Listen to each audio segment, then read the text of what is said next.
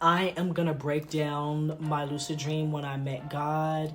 And I think this will be an interesting way to show you how you can break down dreams, how you can use dream work for your personal development, and just something interesting about lucid dreams. So let me read to you from my dream journal. Okay. I am on train tracks. At first, I'm at a big school. There's a thunderstorm approaching. I'm then in my room cooking pork chops because the ones that I was given were raw. I recall the taste and the texture. The first thing that I would note here is the train tracks and the big school. And of course, this image of this thunderstorm that is there. So I always try to find a location or really just note the location. Many times locations denote a state of consciousness or a state of mind. They can also reflect on your emotions and your feelings. I'm going to continue on though. My room is the first room in Nana's house. So once again, for me, this is my grandmother. So this would be probably, and we have a house. Many times if it's like your home or your childhood home, a house can represent the self. Now, once again, when I talked about this in the Dream Dictionaries video, you don't want to just apply general thinking. You really want to get specific, and that's going to relate to your content and your current life experience. So maybe it's related to how you feel about your physical body. You know, maybe it is something representing your personal development journey that's also dealing with the self. Maybe there's a certain aspect of the self that you are working with, like your thoughts or your feelings or your emotions about the self, something specific about yourself, or something specifically about yourself in a certain situation, which could also reflect in the location. For me, here it's my grandmother's house. But outside there was a school. So once again, we have this big school that's outside. So we're seeing a lot of locations. So this is one of the first things that I would throw together. It looks like a boarding school. I am frying the pork chops and I hear the alarm sounding. I know that soon someone will be coming for me. That's also very interesting. Take note of dream figures, you know, and dream figures, dream symbols, images. This is how the dream speaks to us in these symbols, these metaphors, these images. So say it was, I'll just keep reading actually because it looks like there's a good example coming up. I don't finish cooking before I hear my mom helping my sister outside my door, and the dream shifts. So what I was going to say here, like the mom and the sister, it doesn't actually have to be your mom or your sister. And a lot of people think that, okay, if I dreamt about my ex-lover, does that mean that my ex-lover is thinking about me? No, it probably means, one, that you're thinking about your ex-lover. Because the dreams always refer back to you. They don't refer to other entities or anything like that. So be careful when you're analyzing and interpreting dreams for falling into that trap. It has nothing to do with someone else. And remember, since dreams speak to us in symbols and metaphors, mother and sister here are going to be a symbol and a metaphor. So I would think about, what do my mom and my sister remind me of, especially in the circumstance, and, you know, considering the other feelings and the images and all the phenomena of the dream together. How do these components work together to reveal some information? But for dream figures, for people, I would always ask myself, you know, think about associations and characteristics of people. I'm walking through the hallways talking to a guy. We are talking about lucid dreaming and about meeting God. In the hallway is also outside, or at least starts to look like we're in an alley. As we're walking, I look around and I ask him, is there anything you wish to declare right now? He doesn't yet understand that I'm trying to get him to say this is a dream. I forget if I tell him or if we keep going. I believe that eventually he figures it out. So example right here, I'm talking to another dream figure, a guy, and we can kind of look at this situation, this part of the dream right here. And honestly, it looks like I am talking to myself. Like the conscious and the unconscious are meeting. And since lucid dreaming is something that is important to me and that's on my mind, the dream is literally my unconscious reaching out to the conscious mind like, hey, we're here. This is the dream.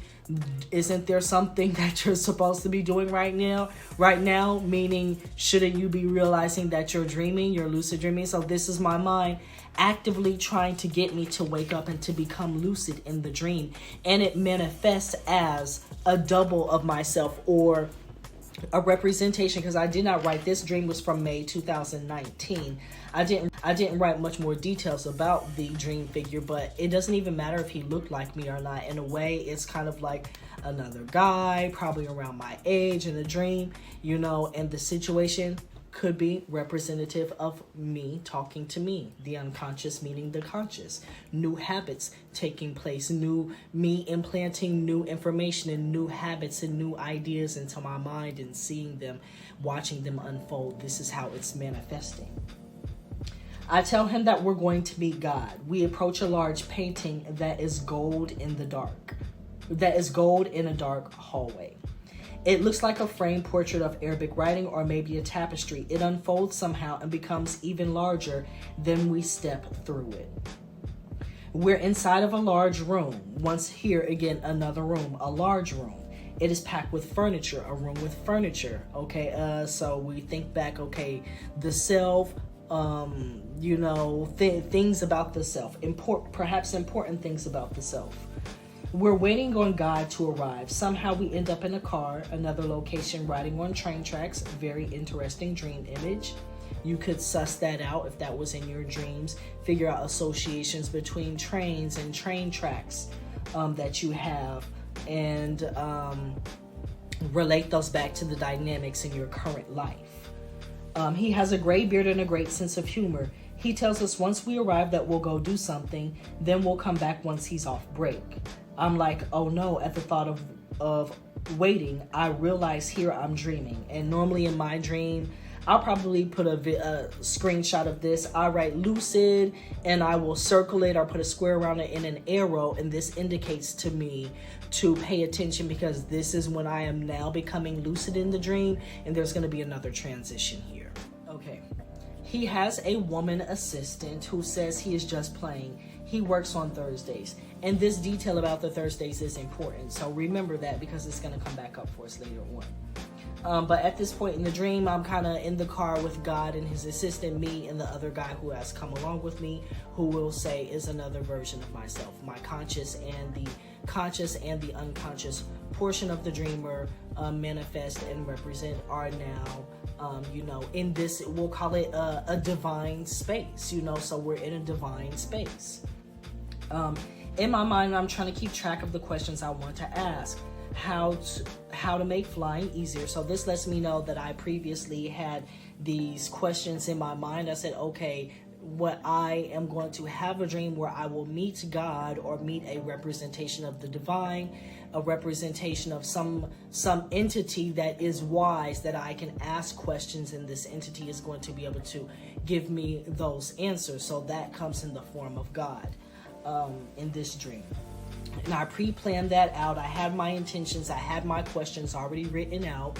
And I explained that to you in another video. Honestly, I can't remember which one it is off the top of my head. Charge it to my head, not my heart. But I talked to you about, how to incubate a dream. I give you the 3 steps: getting clear on your goal and your intentions, creating that script, and then that incubation period. Okay, so check that out if you need to learn how to incubate a dream or induce a dream. So I have these questions that I want to ask. How to make flying easier, because I love flying in the lucid dream. I guess that was important to me. And then, how does energy split from souls during reincarnation and still remain complete? So at this time, I was reading a book, another side note, reading a book, I think it was called Life After Lives, or Journey Between Lives. I'm pretty sure I have it on my bookshelf somewhere. But that idea came from there, and I wanted to explore this and understand it a bit more.